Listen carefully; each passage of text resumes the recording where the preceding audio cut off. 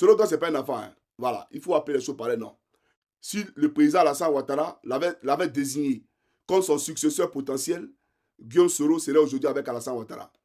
On est d'accord. Quand d'autres disent Guillaume n'a qu'à parler, mais Guillaume a assez parlé. Guillaume a assez parlé par l'autruchement de Chris Yapi. Parce que Chris Yapi n'était pas dans le gouvernement. C'est Guillaume Soro qui donnait les informations à Chris Yapi pour lui dire ça, dis ça, dis ça, dis ça. Donc il a assez parlé.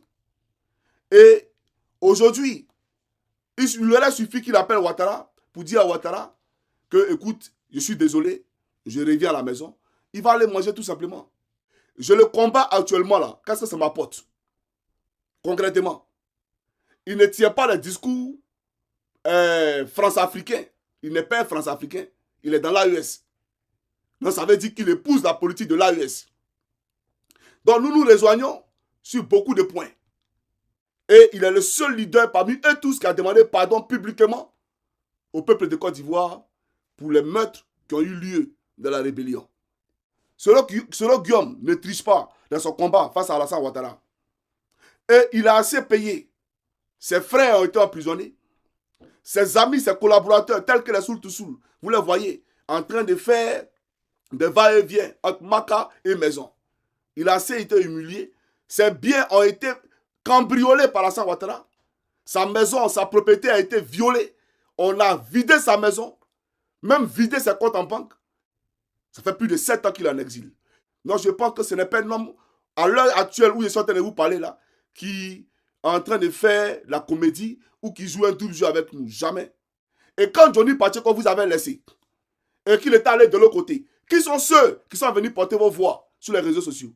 Mais c'est les saoulés là. C'est les militants de Soro Guillaume, la guêpe. C'est un leader poignant. Vous le voulez ou vous ne le voulez pas, il est intelligent, il est charismatique. Vous comprenez? Il y a des gens naturellement qui ont ce don là.